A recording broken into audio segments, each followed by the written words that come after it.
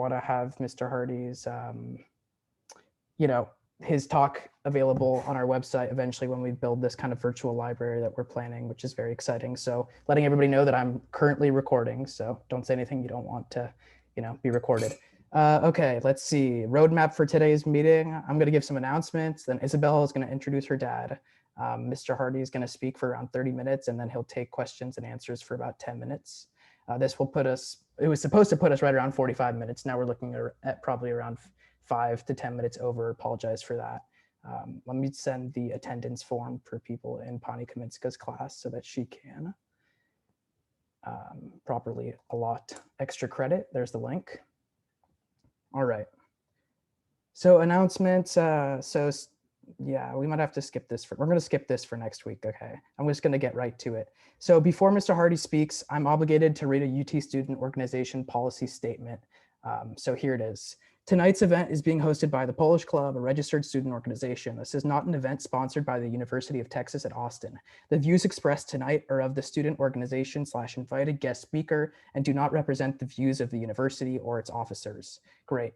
Now that we did that, without further ado, please welcome Mr. Paweł or Paul Hardej, who will be introduced by his daughter and UT Polish Club event planning chair and holidays chair, Isabella Hardej. There you go.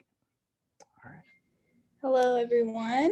So as y'all know, my dad, Paul, is speaking today. His name's Paul Hardej, and he is an immigrant from Warsaw, Poland. He's also my dad, obviously. And he currently works as an architect and developer here in Austin. I was born in Chicago, where he also worked as an architect and developer for many, many years. And then we ended up moving down to Texas, and he has continued his career path here. He has also had many other ventures in his career, which I'm sure he'll tell you about. And he just wants to tell y'all a little bit about his experience being an immigrant, growing up in Poland, and just everything that comes with that. Obviously, he has lived a very different life than many of us have being born in America. So I'm going to hand it off to him.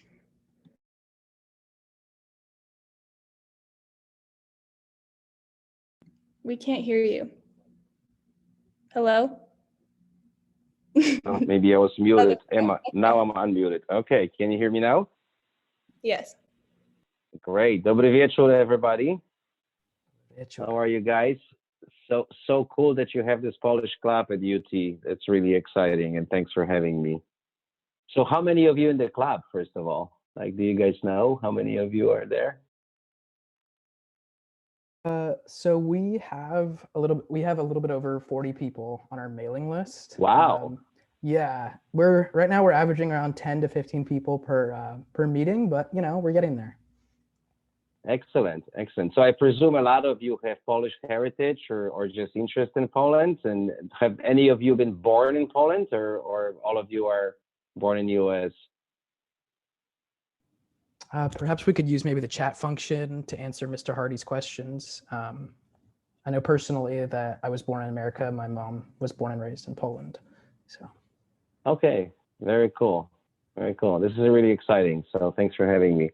So, the talk that I'm going to do today is kind of about, where I come from. And I think, what's really important is to cherish one's heritage. I'm not really going to focus on Polish heritage too much. I'm sure you guys are studying this all the time, but I'm from Warsaw, Poland. That's where I was born in 1970.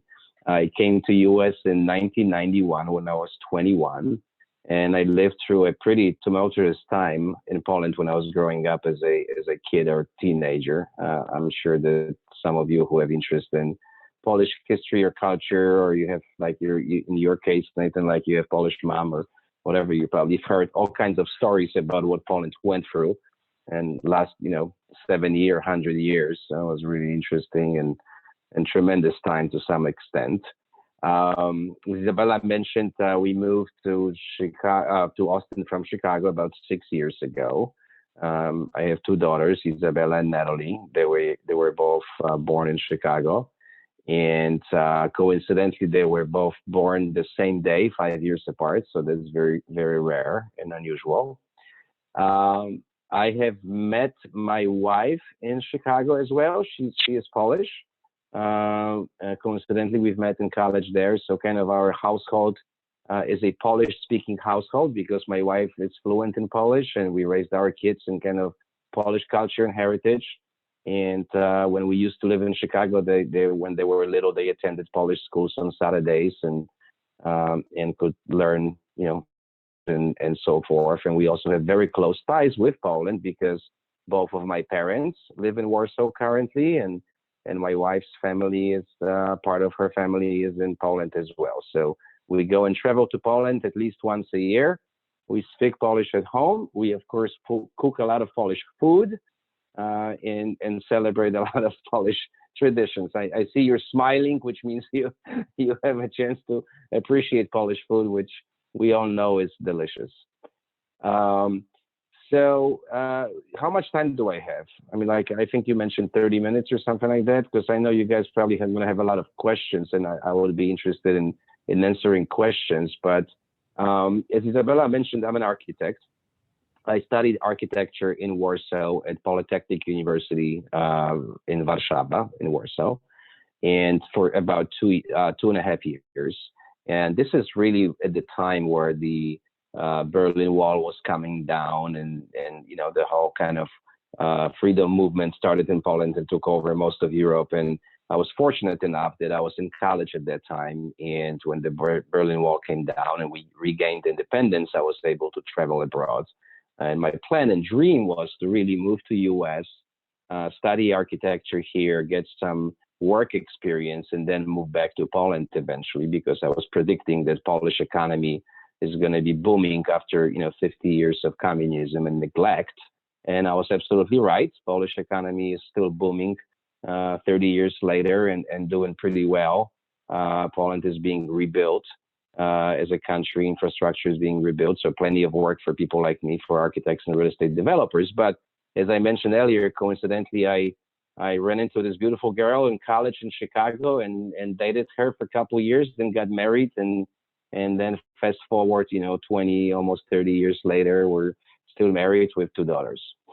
So what I really want to talk about is Warsaw, guys. How many of you have been in Poland? I don't see all of you, but maybe you can raise your hands and show a sign if some of you have been to Poland. Okay, fantastic. Have you been to Warsaw? Okay, great. So Warsaw is a capital of Poland, as you know, and actually maybe I can figure out quickly how to share a screen, and I'll go through some slides that I prepared for you guys. Let me see if that works. All right, here you go. Can you see my screen? Yes, sir. Okay, great. Yeah. So Warsaw, I'm going to get right to it. Here's the logo of Warsaw. That's something I'm going to talk about. So Warsaw is a capital city of Poland. It's the largest city in Poland currently. I think metropolitan area is over 2.5 million people. The city proper is probably slightly larger than Austin. I would say million one. When I was growing up in Poland as a kid, Warsaw's population or metropolitan area was probably about 1 million. So I think in the last 25, 30 years, the city has more than doubled in population. It's really booming. It's a very vibrant European city. For those who've been in Warsaw, you've probably seen this mermaid sign, and the mermaid is the actual logo of City of Warsaw. There is a kind of an untold or unwritten story that actually Warsaw lies on the Vistula River. So there's a big river, the largest river in Poland, going through the city. And the old history is that there was a mermaid who used to live in the water in Vistula River, and she was always very protective of Warsaw and protective Warsaw citizens. So kind of that symbol was embraced by people in Poland and Warsaw, and it became a formal symbol of the city. So you can, if you walk around the city, you'll see statues of mermaids. And here I pulled up some pictures of statues. And then you see public transportation, for example, buses or street trains, and they'll have a logo of a mermaid on it. It's pretty cool and unique, I think. So I wanted to mention that. Obviously, Warsaw is in the center of Poland. I always say, because I'm very proud of being from Warsaw, that Warsaw actually is the center of Europe. And when you really think about it, and you look at the map of Europe, and stretching from western, border boundary and or UK, and you go all the way to to pretty much Ural Mountains or end of European continent. Warsaw is very close actually to being in the center of Europe, and it's in the crossroads in many ways, and historically has been kind of that connecting point, and good or bad. I think that some of you know Polish history probably, and we know because of our geographical location being between, many superpowers over hundreds of years, Germany or German Empire, or Russia, Russian Empire, Austro-Hungarian Empire, or Sweden and Scandinavian countries and so forth. We were kind of always on the crossroads of, different empires and different struggles and power struggles. And Poland, unfortunately, suffered because of that many, many times through its history, being invaded by all kinds of nations. And now we're part of the European Union, so obviously not a case anymore. Really interesting fact about Warsaw. I don't know if any of you know that, but originally the capital of Poland, I'm not going to go back 1,000 years, but I'm going to go back into 1100s, 1300s. The capital of Poland used to be Krakow. Krakow is, I think it's the third largest city in Poland right now. It's a really beautiful historical city, and Krakow used to be the place where kings used to live and nobles and so forth, and it was the most prominent city in Poland. And because of those kind of wars and struggles, Krakow is located on the southern part of Poland, close to Czechoslovakia now, or at that time Austro-Hungarian kind of empire influences. And there were a lot of wars in that era in 14th, 15th century, 14th to 15th century. The Polish king decided that Krakow is located too close to southern border, and it's very easy to be invaded. And he had a vision to move Polish capital somewhere to the center of the country, so it's more protected. And in 1596, Król Zygmunt III Waza, it's here, you can see how to spell it in English, he actually decided to move the entire capital with all its resources and so forth to Warsaw. At that time, Warsaw was actually a very small village along Vistula River. And it was kind of becoming a little bit of an economical center because of the transport, of goods through the river or on the river. But he moved his castle. He moved, all the resources of the capital and into the city or the little village, and it grew into what it is today. So it's a very interesting fact. Over hundreds of years, Warsaw really became kind of a major European capital city before Second World War.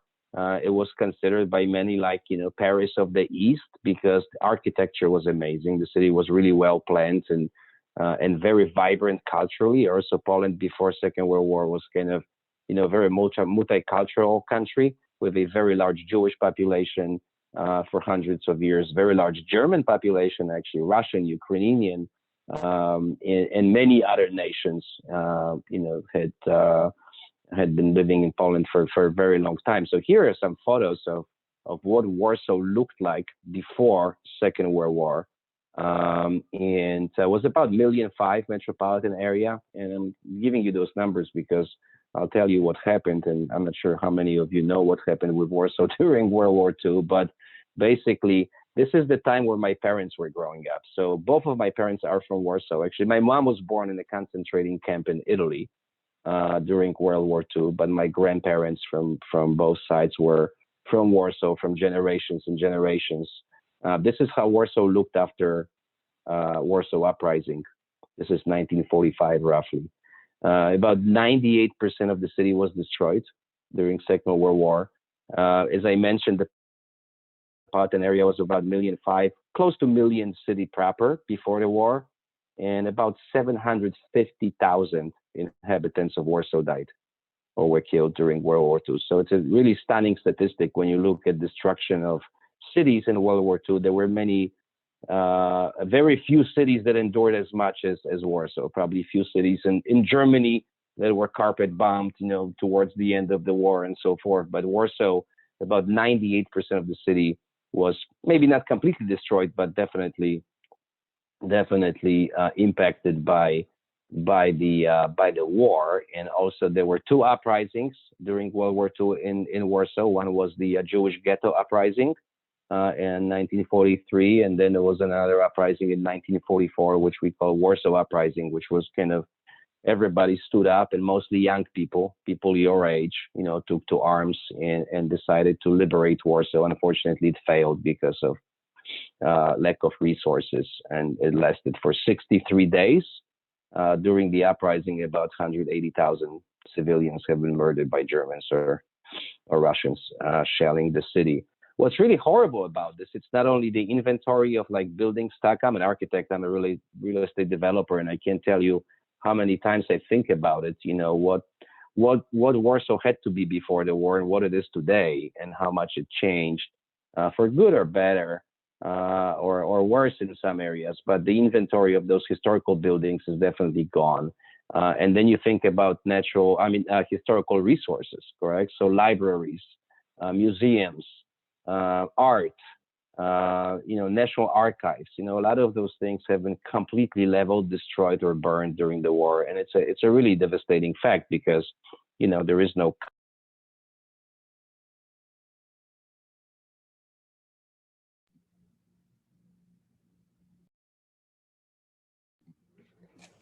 Mr. We can't Hardej, hear you. I think you accidentally muted yourself. Apologize.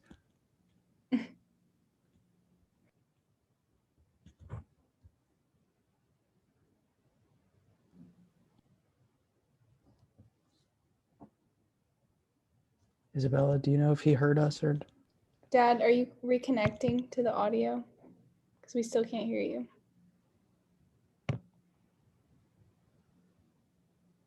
Looks like that's what he's doing. We're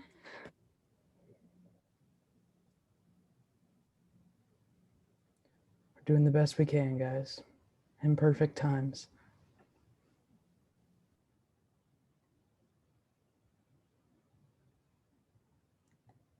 We still can't hear you, Dad, by the way. Second, can you hear me now? Yes. Can you hear me now? Yes. Okay, great. Sorry, I got kicked out for some reason. So the reason I'm telling you all of this is because up in Warsaw as a kid, my generation or my parents' generation, we kind of lived in that kind of aura of war and the history of war, and there was no family in Warsaw that was affected, correct? And somebody lost somebody, and an uncle, cousin, brother, sister, mother, grandmother, whatever, correct? So you could see the marks of war on almost every street. I remember when I was growing up as a 10-year-old kid and walking streets of Warsaw, I could still see a lot of buildings that were damaged during the war and they were not repaired or rebuilt. You would see bullet holes in buildings. You would see, bullet or bump, marks after, bombings or in pavement and sidewalks. And of course, there were monuments everywhere, all over the city, correct, of places where, Polish fighters or civilians were executed by Germans, and those places have been marked with, little monuments or plaques and so forth. So Warsaw is kind of like growing up in Warsaw and living in Warsaw. Even today, you feel the signs of war. You remember, you kind of understand what the city went through. And Warsaw, unfortunately, went through many wars, and especially the last one was extremely horrible for all of us. So, and my parents, when they were growing up as kids, this is kind of what they saw, and this is what they had to live in and for a long time. But ultimately, for some reason, my screen is not sharing. Okay, here we go. Ultimately, the city got rebuilt, and then in 1950s, it was an amazing effort. And I'm saying as an architect, because I studied architecture in Warsaw, I was very proud of that. How you rebuild a city of 1 million people. What kind of effort is it going to take, and how can you get it done in 5 to 10 years? And they did it with very little resources. And here you can see some pictures of what people were doing, literally saving every brick. I pull up a really cool photo of a palace. On the right kind of lower corner of the screen, you can see Palace Pałac Lubomirskich. It's one of many palaces in Warsaw, and some of them survived the war. Like this palace was actually moved It was moved 70 some degrees, and you can see here, railroad tracks being installed in front of the palace. The entire building was lifted at 6,000 tons and moved without being damaged. So when Warsaw was rebuilt after the war, and I remember growing up as a kid and still seeing a lot of that construction going on and rebuilding well into 70s. It took a very long time to kind of finish the city. When I was a kid in 70s, growing up in Poland was still, in kind of communism regime, managed basically by, Russian and, very strong Russian influence, or Soviet Union at that time. But, when I was a little kid, life was not that bad. Here are photos literally from 1970s Warsaw. It was a vibrant city with, good resources, fantastic amount of art and theaters and opera and music venues, good restaurants, and pretty good life, very international at that time. And things were looking up pretty well. What you see on the right-hand side is the main train station in Warsaw, and new highways were getting built and so forth. And of course, the Palace of Culture. Those who've been to Warsaw, you've seen this building was built right after the war by the Russians, kind of as a gift from Stalin to Warsaw. They put this in the center of Warsaw. Almost everybody who grew up over there hates this building because it reminds us of the Russian occupation. But now, decades later, we kind of look at it as a landmark and say, well, it's not really pretty, and the history behind it, it's not great, but it's here now. It's kind of part of our city. It's part of our culture, part of our identity. So let it remain. So things were looking up when I was a kid. When I was growing up, and I had a fantastic kindergarten. I had fantastic elementary school education in Poland at that time. Was really, really good. It was public education, but the entire education system was very well organized. And we had all the resources in the world, and things were looking up.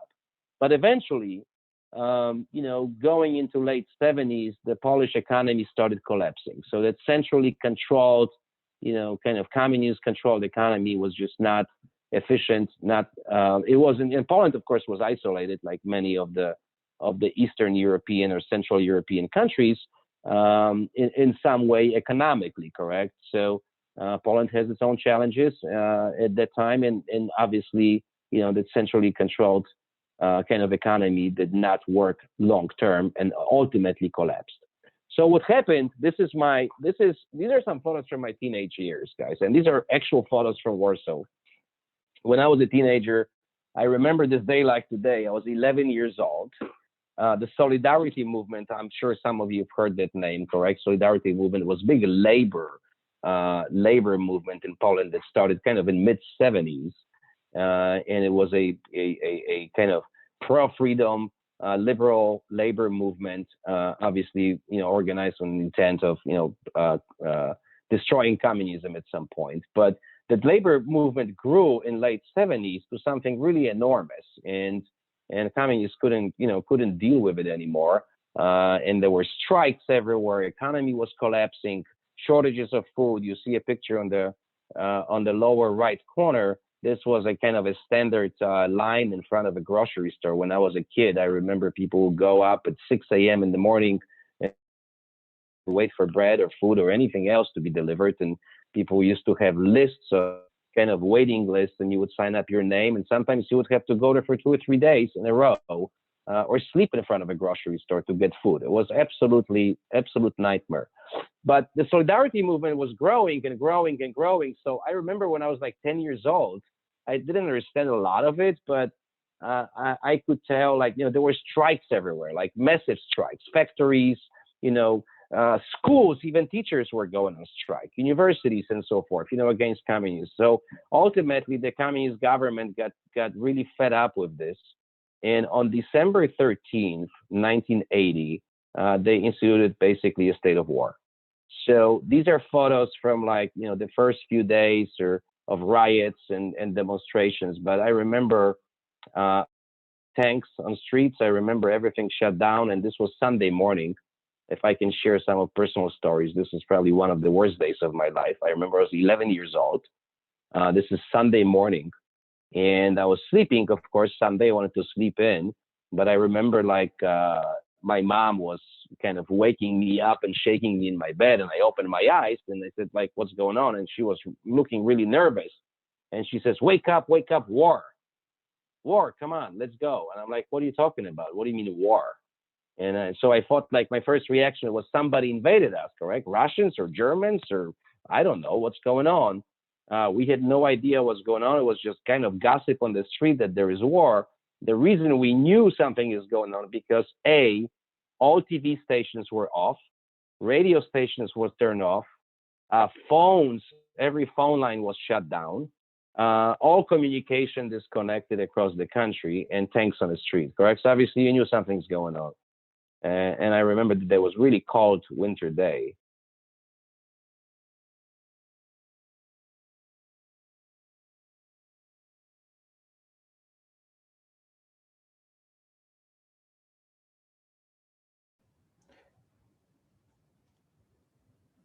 I think you might have to just unmute yourself, maybe. No. You might have to unmute yourself. Yeah, Dad, you're muted. Look at the lower left-hand corner on your screen.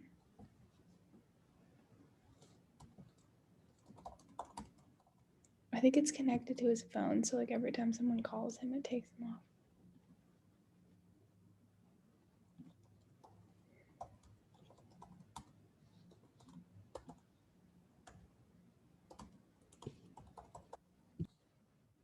Thank you, everybody, for bearing with us. We're going to get it figured out.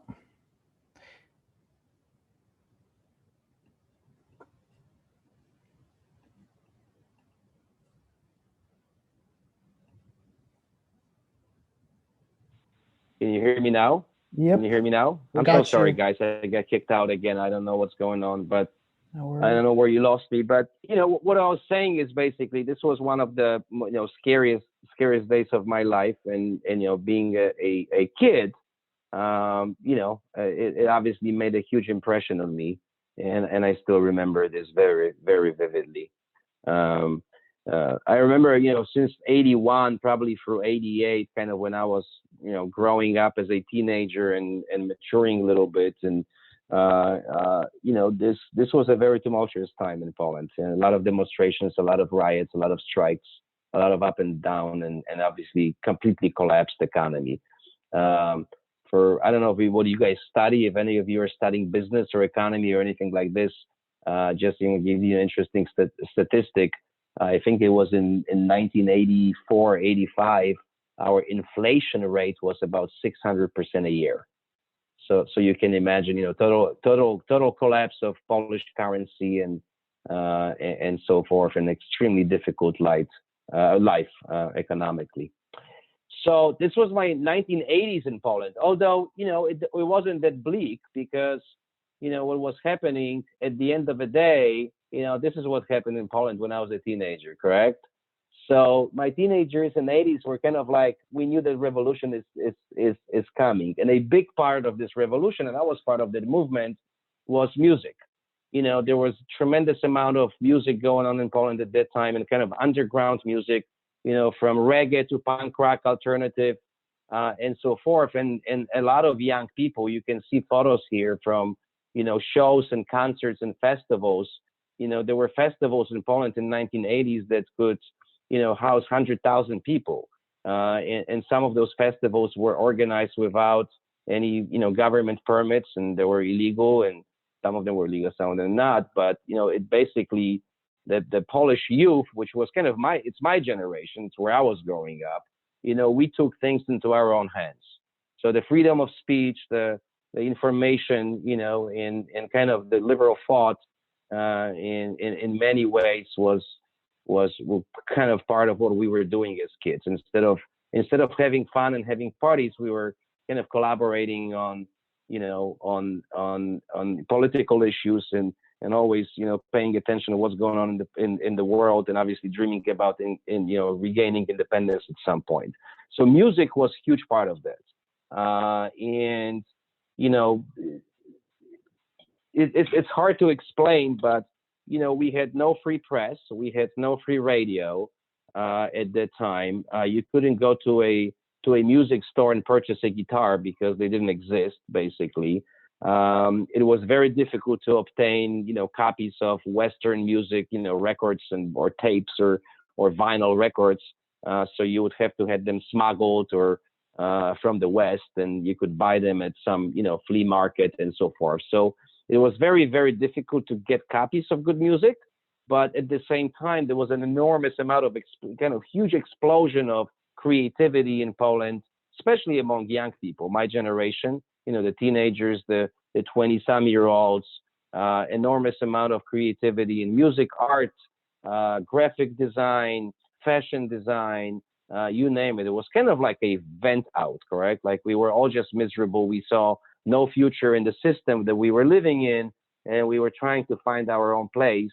And I think art and music became kind of part of that solution, correct? But obviously through music, through festivals, through events, we're able to get together, talk about issues, talk about the future, and encourage each other. So I was really part of that movement, and I'm proud to say that, because I still love punk rock music. I think it's, very political in nature. We were singing and talking about issues that were not going beyond, some of the, what politicians were talking about at that time. We're talking about environment. We're talking about equality. We're talking about, issues that affect us today. Your generation is dealing with the same problems as we were dealing with. Unfortunately, it seems like we didn't solve them. But Poland was a big part of that kind of alternative movement in general, and it was really enormously successful. So moving forward, finally, I was 18, 19. We got to the point where we had first elections, and on purpose, I found this morning when I was finishing this presentation, I found a copy of a poster. You see this cowboy here in the center, correct? And obviously we live in Texas, so it's kind of related. And this is an actual photo of a first free election poster from Polish free elections in 1989. And somebody had this ingenious idea of taking a Texan cowboy and or this looks like a sheriff, probably, correct? A sheriff, and putting this on an election poster for the Solidarity movement, for the Solidarity Party. And below it says "Samopółudnie." It means, I'll meet you at noon, correct? So basically we're saying, don't mess with me. I'm the Texan, cowboy or sheriff. Don't mess with me. I'm going to meet you at noon, and we're going to go and do elections, correct? And this was kind of a signal and just a marketing piece. But I think it was brilliantly done, and those posters were all over the Poland. I remember that. So June 4th, I remember this day vividly as well. 1989, free elections. I was 19 years old, which means I could have voted, and I went to vote, and my parents couldn't believe it. They said, "Holy cow! I can't believe that finally, we're able to vote freely, and that my mom said my son is voting. That's incredible." It was one of the best days of our lives, So like that 1981 state of war was one of the worst days of my life. This was definitely one of the best days of my life. And it is really at that time, just the energy in Warsaw, especially the place where I was in, was incredible. Like you could feel it on the streets. You could talk, I remember talking to my grandparents or especially older uncles, aunts, cousins, people who endured, lived through World War II and the communist prosecution afterwards and so forth. They just couldn't. It's incredible what happened. And this was a big change and kind of shift. It's not only in Poland, obviously, in the geopolitical scale as well. I think some statistics, you can read and find out that I think it was about 250, 300 million people in Central Eastern Europe and satellite countries regained independence, correct, in 1 year.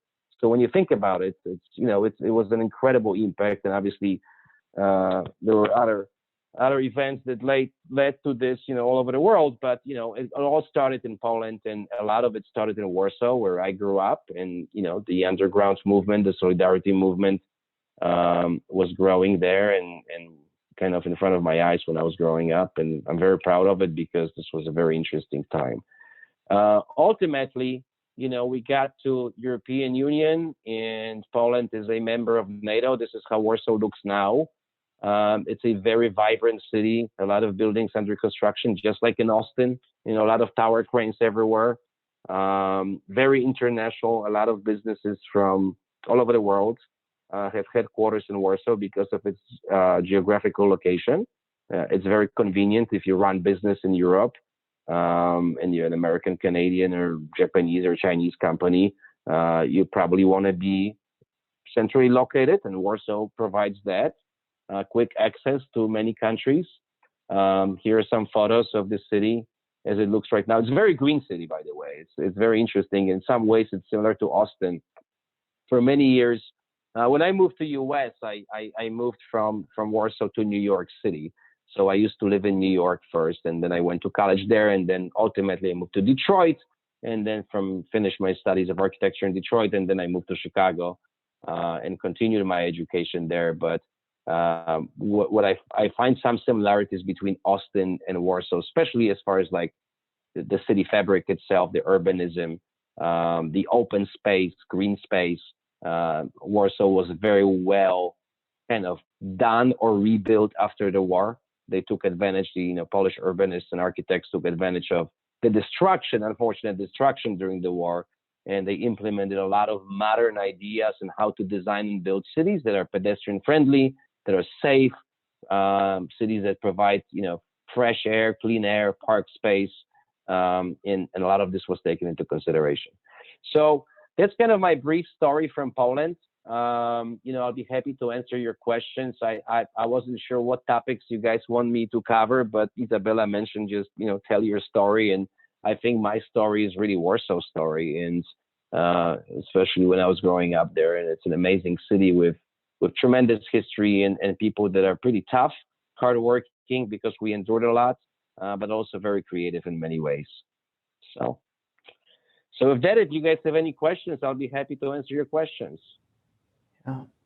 Thank you very much, Mr. Hardej. That was a really incredible presentation. I think I speak on behalf of everybody when I say thank you, and we really appreciate your time and all the thoughtfulness you put into this presentation. So yeah, with that, opening up the floor to any questions anyone might have. What part of Warsaw are you from?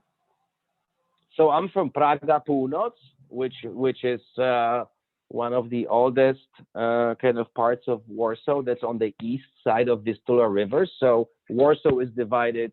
Actually, the story goes that there was Vals and Sava, so a guy and a girl, a boy and a girl, and they both lived on both sides of the river and kind of started dating and blah blah blah blah. And that's where the name came from, which is not true, of course. But so I'm from the east side of the city. In Praga. Praga is a big district, and it's very close to downtown. It's one of the few neighborhoods that actually survived to some extent Second World War, because when Warsaw Uprising broke on August 1st, 1944, on the east side of the city, that uprising only lasted 4 days. On the west side of the city, the uprising lasted 63 days, and obviously that caused a lot of destruction. So the east side was safe to some extent. Awesome. Yeah. Anyone else you can just go ahead and unmute yourself. Nicole, I see you had a question in the chat. Would you like to ask it out loud? I think it was Nathan, actually. I don't know if he's not you, the other Nathan. Oh, I apologize. I guess I got the ends mixed up. I have a question as well, but I can let him go first. Yeah, sure. Let's do that. Where in Detroit did you live? I'm actually from there as well. Oh, no kidding. I went to University of Detroit. So did my dad. Mercy. Yeah. No kidding. Oh, Yeah. that's great. Yeah. So yeah, when I moved to Detroit, this is 1992. 92. I actually first year I lived like in Livonia, which is a suburb, correct? Close suburb of Detroit. But then I moved on campus and I lived on, this is like, I think it was McNichols and 6 Mile. Because in In Detroit, 1992? yeah. It was not a great neighborhood. How many times did your car get sounds like- broken into? Oh, yeah, I did not have a car. I was a student, so I didn't needed a car. I lived on campus, but yeah, it was really very unsafe, actually. Yeah, that's true. Yeah, well, it's a lot better now. So. Oh, it's much better. No, Detroit is actually coming back in many ways. There is a lot of cool things happening in Detroit, downtown Detroit. You know, from urban farming movement, farm to table, a lot of restaurants, shops. You know, some coming in. You know, there's a lot of good things happening in Detroit, for sure. Dziękuję bardzo for the talk. I am actually working on, my name is Nicole. I'm actually working on my master's on sort of urban studies and memory in Warsaw. So this No was kidding. amazing. Wow. Yeah. So a lot of my work is like the reconstruction of Warsaw following the war. So, and memory projects of Jewish populations there. So your Oh, perspective, wow. amazing. Yeah. I was just wondering, like, maybe what your experience was. Like you had said, you mentioned a lot of signs of war and like different urban planning. Did you notice like a difference between maybe like the old town reconstruction with like the facades and everything versus other parts of the city that maybe didn't have that historical reference to old architecture? Absolutely, yeah. So the unfortunate thing about Warsaw is when it got rebuilt, you know, right after the war or a little bit later, there were kind of two approaches. One was, you know, historical buildings, historical neighborhoods. You know, that reconstruction was managed by real architects, real urbanists, historians, with a lot of resources and a lot of attention to detail, and it was executed really well. But then on the other hand, there were tremendous housing needs after the war, correct? You know, the country was destroyed, the city was growing or regrowing, a lot of labor workers were moving into the city to help rebuild it. You know, economy was kind of being rebuilt and a lot of industries were being recreated. So there was a need for tremendous amount of housing. And unfortunately, there was also a need for tremendous amount of inexpensive housing. So there were a lot of neighborhoods of Warsaw that were built using kind of, you know, mass production systems and building systems, and we call them blocky or block, which means a block. And actually, these are, you know, entire kind of building systems. There were two types of building systems in Poland between 1960s and I would say 90s. One in Szczecin and one in Poznań, two other cities in Poland, and both technical universities, polytechnic universities, engineers and architects invented those building systems where basically you can go and pre-engineer entire building that could house, you know, 500 families, and it would be an entire building system. It would be pre-engineered, pre-manufactured, shipped, you know, across the country and assembled on site. It sounds great, correct, because it's very efficient, but unfortunately they're not pretty.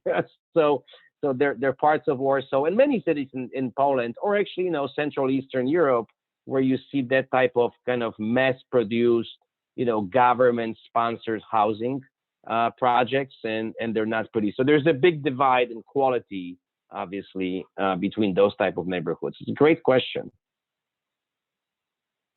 I just want to say my mother grew up in Warsaw too. She grew up. Oh, wow. In Stare Żoliborz, up in the north. Oh, beautiful area. Oh, Stare Żoliborz, that's gorgeous. Yeah. So Stare Żoliborz, that's an interesting story because that's a neighborhood that was built right after World War I. So Poland regained independence in 1918.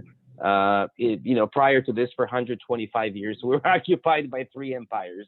It seems like our luck, you know, there's always somebody trying to occupy us. We never or rarely occupy anybody, but it seems like everybody's pissed off at us for some reason.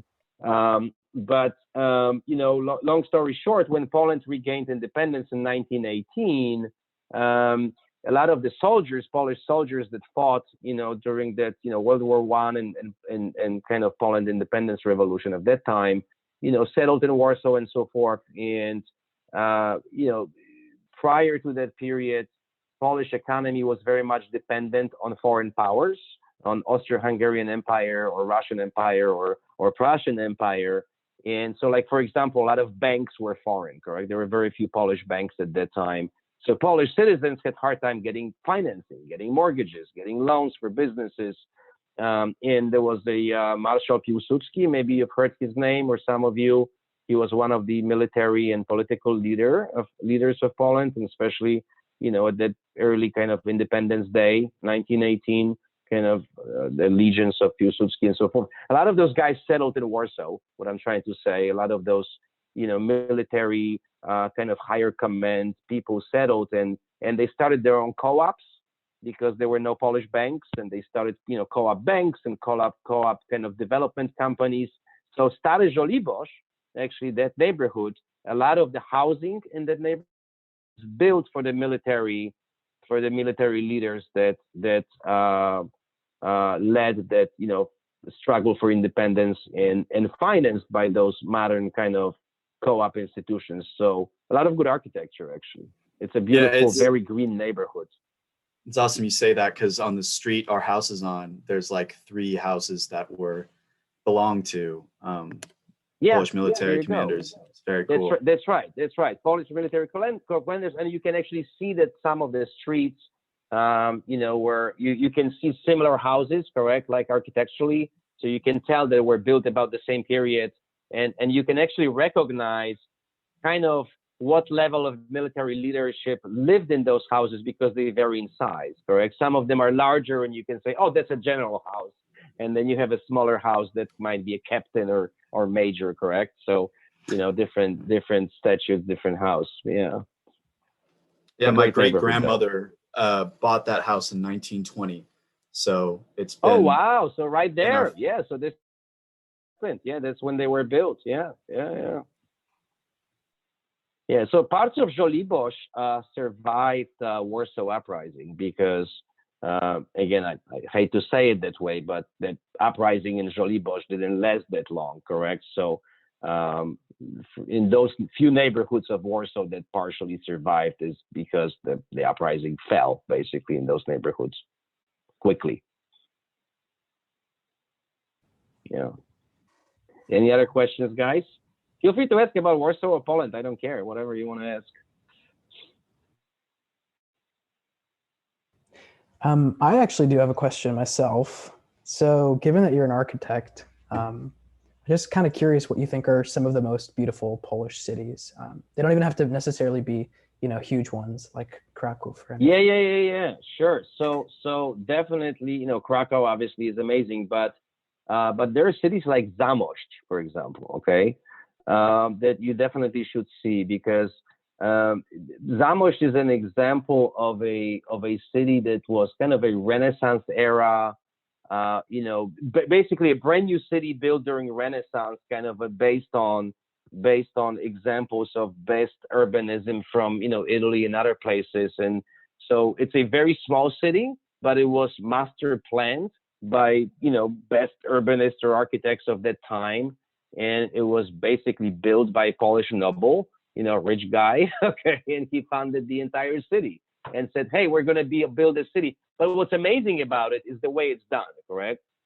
He said, look, that city needs to be the most livable city in Poland, clean, safe for everybody, correct? So it doesn't matter how much money you have, no matter what you do. The intent was to build a small city that's very, very safe. Well, at that time, obviously, safe from food safety point of view, from just general, kind of welfare safety point of view, but also very airy and pleasant. And also the city that did not have kind of the economical divisions that you would see, or segregation, correct, that you would see in many Western cities or American cities, correct? So, at that time, obviously, even in Poland, there was, clear divide between the ones that have and the ones that don't.